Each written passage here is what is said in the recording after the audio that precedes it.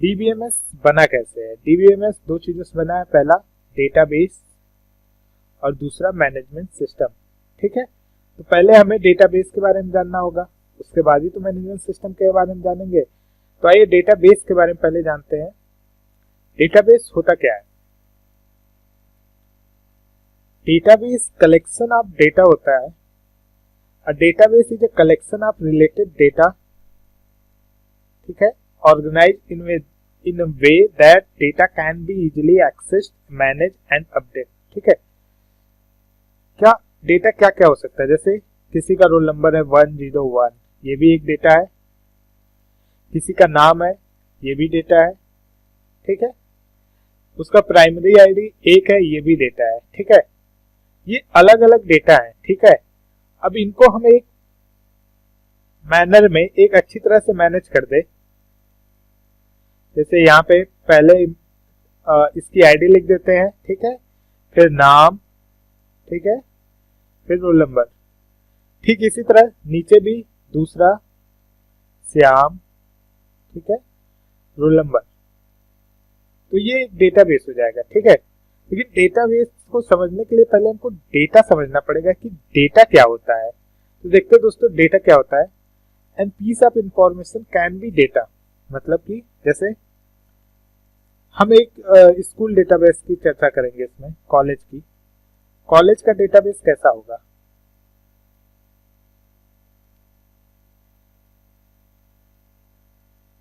College का जो है डेटाबेस जो है कैसा हो सकता है?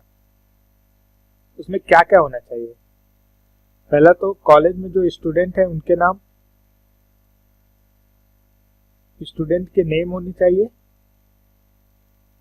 तो क्या है, ये एक इंफॉर्मेशन दे रहा है, पीस ऑफ इंफॉर्मेशन, किसी भी स्टूडेंट का नाम, जैसे राम। तो ये जो केवल नाम, एक पीस ऑफ इंफॉर्मेशन जो ये राम है वो डेटा है। अगर इनका राम का रोल नंबर 10101 है तो ये भी एक पीस है, ये भी एक डेटा है। ठीक है, राम की आईडी एक है तो ये भी एक पीस है, ये भी एक डेटा है। मतलब एनी पीस ऑफ इंफॉर्मेशन जो हमें कुछ इंफॉर्मेशन देता है वो डेटा होगा। ठीक है दोस्तों, आगे देखते हैं। ठीक है, रिकॉर्ड क्या होता है? देखिए, जब हम डेटा के बारे में बात कर रहे हैं तो हमें रिकॉर्ड के बारे में भी बात करना पड़ेगा। रिकॉर्ड होता क्या है? Collection of data.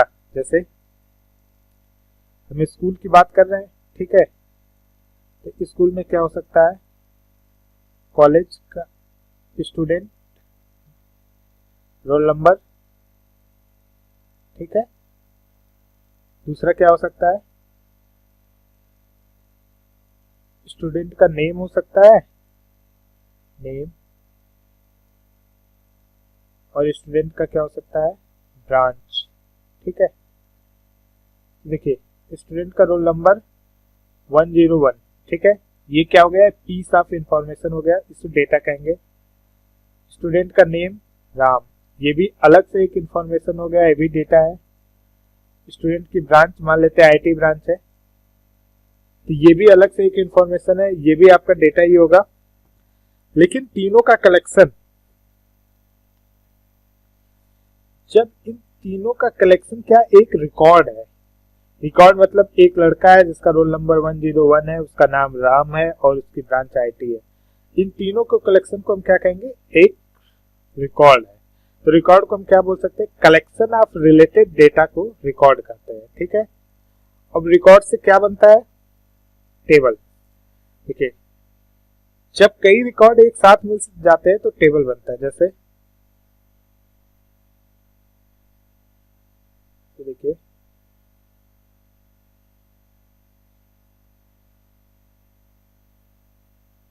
Student roll number, student name and student branch. ठीक है,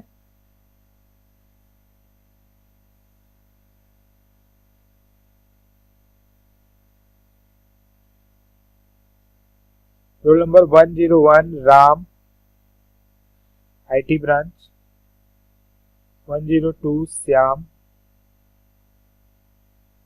इसी ब्रांच।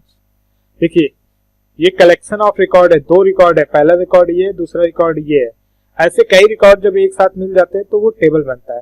टेबल में आप एक बात ध्यान रखिएगा, टेबल में बहुत ज्यादा इंपॉर्टेंट बात है और इससे मैक्सिमम क्वेश्चन पूछे भी गए हैं। क्या है देखिए, जो ये एरिया है आपका, ये जो चल रहा है, ठीक है, ये सर, ठीक, इसको क्या बोलते हैं? इसको हम बोलते हैं रो, ठीक है। ये तो नॉर्मल है, सबको पता होगा, कम से कम ऐसा करते हैं। लेकिन इसको टपल भी बोलते हैं, ठीक है, और इसी को रिकॉर्ड भी बोलते हैं, ठीक है। और ये एरिया जो है, ये जो ऐसे चल रहा है, ऐसे ऐसे, इसको क्या क्या बोलते हैं? पहला तो इसको कॉलम बोलते हैं, ये तो सबको पता है, इसको कॉलम बोलते हैं। दूसरा इसको फील्ड भी बोलते हैं। थर्ड इसको एट्रीब्यूट भी बोलते हैं। एंड फोर्थ इसको डोमेन भी बोलते हैं। तो दोस्तों हम एक चीज कह सकते हैं कि डेटा को जब हम कलेक्ट करते हैं तो रिकॉर्ड बनता है, रिकॉर्ड को जब कलेक्ट करते हैं तो टेबल बनता है। देखिए, collection of related data, collection of related record called table, ठीक है। ये देखते हैं, देखिए यहाँ पे ध्यान से देखिएगा, जब कई सारे पीस ऑफ डेटा एक साथ कलेक्ट होते हैं तो हमारा क्या बनता है? रिकॉर्ड। और जब कई साथ रिकॉर्ड एक साथ कलेक्ट होते हैं तो क्या बनता है? टेबल, ठीक है। और कई सारे टेबल एक साथ हमारा क्या बनाते हैं? डेटाबेस। या कई सारे टेबल जब एक दूसरे से ज्वाइन होते हैं, किसी भी तरह ज्वाइन होते हैं, तो वो क्या बनता है? हमारा डेटाबेस। आगे देखते हैं दोस्तों, advantage of data in database. Database क्यों, क्या डेटाबेस का एडवांटेज है, ये देखते हैं। पहला, सिक्योरिटी। डेटाबेस के अंदर जो भी डेटा रहता है बहुत ज्यादा सिक्योर रहता है, उसे कोई भी थर्ड पर्सन नहीं देख सकता जब तक जो हम दिखाना न चाहें थर्ड पर्सन को। जैसे मान लीजिए हम केवल थर्ड पर्सन को नाम दिखाना चाहते हैं, नेम, तो वो व्यू जो करेगा वो केवल नेम करेगा, उसका स्टूडेंट का आईडी या स्टूडेंट का रोल नंबर वो नहीं देख सकता, वो केवल स्टूडेंट का क्या देखेगा? नेम ही देख सकता है। तो ये बहुत ही सिक्योर है। सेकेंड चीज है रिड्यूस डेटा रिडंडेंसी। दोस्तों डेटा रिडंडेंसी क्या होता है? रिड्यूस डेटा रिडंडेंसी, देखो इसमें क्या होता है, जैसे दो इंसान का एक मोबाइल नंबर नहीं हो सकता, ठीक है। तो ये इस चीज को मतलब पॉसिबिलिटी ही खत्म कर देता है कि कोई भी एक इंसान दो मोबाइल नंबर डाल सके, या तो इसको प्राइमरी की बना देता है, जिससे डेटा रिडंडेंसी में कॉपी होने की संभावना बहुत कम हो जाती है। अगला देखते हैं, reducing update error and increase consistency. दोस्तों जैसे मान लेते हैं कि एक राम स्टूडेंट है, ठीक है, उसका मोबाइल नंबर एक टेबल में है, ठीक, दूसरे टेबल में भी मोबाइल नंबर है, किसी रीजन बस वो यहाँ पे अपडेट कर देता है मोबाइल नंबर, तो यहाँ पे तो अपडेट नहीं हो पाएगा। नहीं, ये अपडेट यहाँ पे भी हो जाएगा, क्योंकि डेटाबेस की यही खासियत होती है, अपडेटिंग एरर जो है रिड्यूस करता है और कंसिस्टेंसी बढ़ाता है। Greater data integrity and independence from application program. जो एप्लीकेशन प्रोग्राम होता है जो डेटाबेस को फेस करता है और व्यू करता है, यहाँ पे यूजर को दिखाता है, वो इस डेटाबेस पे ज्यादा से ज्यादा इंडिपेंडेंस रह सकता है, विश्वास कर सकता है। आगे देखते हैं, improve data access to users.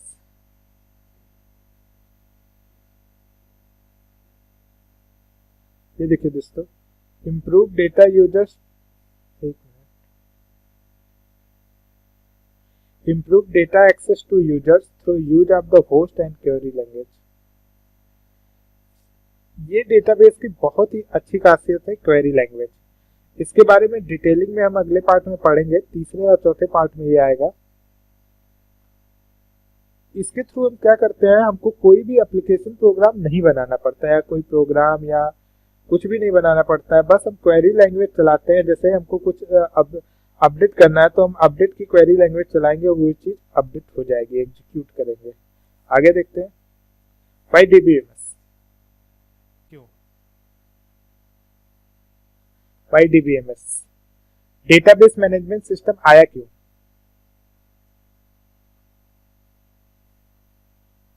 Database management system आया क्यों, उसको जानने के लिए पहले हम फाइल सिस्टम जानते हैं। फाइल सिस्टम क्या होता है? देखिए, डीबीएमएस आने से पहले फाइल सिस्टम चलता था। हम कोई भी इंफॉर्मेशन अलग अलग फाइल में एक एक करके स्टोर करते थे, जिससे बहुत दिक्कत होती है। देखते फाइल सिस्टम क्या था? Store permanent record in various file. जो रिकॉर्ड होता था वो परमानेंट हो जाता था, मतलब उसको अपडेट करने में बहुत दिक्कत आती थी। Need application program to access data, उस फाइल से कोई भी डेटा एक्सेस करने के लिए हमें एक अलग से एप्लीकेशन प्रोग्राम बनाना पड़ता था, जो पर्टिकुलर वो डेटा उसमें से एक्सेस करता था। या अपडेट भी करना हो तो उसके लिए भी अलग प्रोग्राम बनाना पड़ता था, जिससे बहुत दिक्कत आती थी। इसके बहुत ज्यादा डिसएडवांटेज थे। पहला तो इनकंसिस्टेंसी था, मतलब कि अगर आप कोई इसमें डेटा अपडेट कर रहे हैं, मान लीजिए आपने प्रोग्राम बना के कोई भी डेटा आप इसमें अपडेट कर रहे हैं, तो पता चला एक फाइल में मोबाइल नंबर आपका तो अपडेट हो गया, दूसरी फाइल में अपडेट ही नहीं हुआ। तो इसमें बहुत ज्यादा इनकंसिस्टेंसी थी। सेकेंड है डेटा रिडेंडेंसी। इसमें क्या था, जैसे मान लीजिए दो फाइल है, एक फाइल टीचर के पास है, एक file head of department HOD के पास है, ठीक है। तो जब कुछ भी एचओडी की फाइल से अगर आपको जरूरत पड़ती थी तो टीचर जो है पूरी एचओडी की फाइल चेक करता था, या एचओडी को कुछ भी टीचर के फाइल से जरूरत पड़ता था तो हेड ऑफ डिपार्टमेंट पूरी फाइल टीचर की चेक करता था, जो भी उसके पास डेटा है पूरा।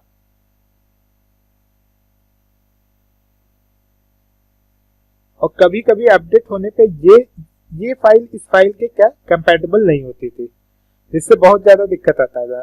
डिफिकल्टी इन एक्सेसिंग डेटा, अगर कोई भी डेटा एक्सेस करना होता था फाइल सिस्टम से तो उसके लिए एक अलग से प्रोग्राम बनाना पड़ता था, उसके बाद हम उसको एक्सेस कर सकते थे। इससे बहुत ज्यादा दिक्कत आती थी। डेटा इंटीग्रिटी, ये सबसे इंपॉर्टेंट टॉपिक है। देखिए, जैसे आपने फिक्स कर दिया एम्प्लॉय आईडी जो है नल जो है नहीं होगी, ठीक है। आपने ये एक बार अगर फाइल सिस्टम में फिक्स कर दिया तो आप इसको चेंज नहीं कर सकते थे। अब मान लीजिए आपको चेंज करना हो कि एम्प्लॉय की सैलरी 0 नहीं होगी, वो कम से कम 10,000 से ज्यादा होनी चाहिए, तो इस चीज को आप चेंज नहीं कर सकते थे, आपको बहुत दिक्कत आती थी। इन सब प्रॉब्लम की वजह से हमें जो है डेटाबेस मैनेजमेंट सिस्टम लाना पड़ा। देखते हैं डेटाबेस मैनेजमेंट सिस्टम क्या होता है। A database management system referred to the technology for creating and managing database. Basically, DBMS is a software tool organize, create, retrieve, update and manage in a database. देखते क्या होता है DBMS होता क्या है। देखिए, ये आपका डेटाबेस है, ठीक है। इसमें सारी चीजें, सारी इंफॉर्मेशन भरी है, ठीक है। अब यहाँ पे दो तरह के यूजर है, एक तो यूजर है, दूसरा एडमिन है, ठीक है। अब अगर बीच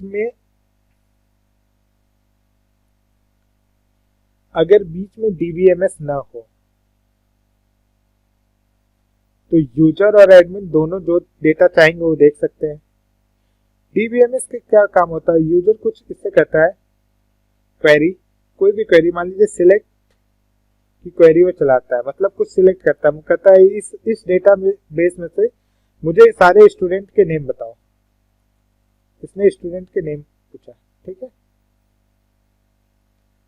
स्टूडेंट नेम। तो डीबीएमएस जो है पहले चेक करेगा कि इस यूजर को हम ये स्टूडेंट नेम दे सकते हैं कि नहीं। अगर हाँ तो वो डेटाबेस के पास जाएगा वहां से फेच करेगा और वापस अपने पास लाके यूजर को दे देगा। ठीक है, सेम इसी तरह एडमिन के लिए वो अलग व्यू देगा पूरी तरह से। एडमिन है तो सब कुछ देख सकता है, तो वो उससे सैलरी वैलरी अगर इशू करता है तो वो भी देख सकता है। मान लीजिए यहाँ पे सैलरी अलाउ नहीं, तो ये यूजर सैलरी नहीं देख सकता, क्योंकि बीच में एक डेटाबेस मैनेजमेंट सिस्टम बैठा है जो मैनेज कर रहा है कि यूजर को क्या देखना है क्या नहीं देखना है, एडमिन को क्या चलाना है क्या नहीं चलाना है। तो बेसिकली हम कह सकते हैं डेटाबेस मैनेजमेंट सिस्टम एक सॉफ्टवेयर टूल है जो कि आपका डेटाबेस को क्या करता है, मैनेज करता है। ठीक है, अब लास्ट में हम देख लेते हैं फाइल सिस्टम और डीबीएमएस में अंतर क्या होता है। Difference between file system and DBMS. ठीक है, ये मान लेते हैं फाइल सिस्टम है और ये आपका डीबीएमएस है। वैसे ये पूछता तो नहीं है, लेकिन फिर भी आप जानते रहिए कि दोनों में डिफरेंस क्या होता है। देखिए, फाइल सिस्टम का जो स्ट्रक्चर होता है वो बहुत ही सिंपल होता है, जबकि डीबीएमएस का स्ट्रक्चर चूंकि बहुत लार्ज डेटाबेस है इसलिए कॉम्प्लेक्स होता है। ठीक है, जो फाइल सिस्टम होता है, फाइल सिस्टम जो यूज होता है स्मॉल सिस्टम के लिए यूज होता है। जैसे आप कर सकते हैं COBOL, C plus plus. Second thing, ये बहुत ही चीप होता है, सस्ता होता है। ठीक है, ये लार्ज सिस्टम के लिए यूज होता है। आपका ओरेकल हो गया,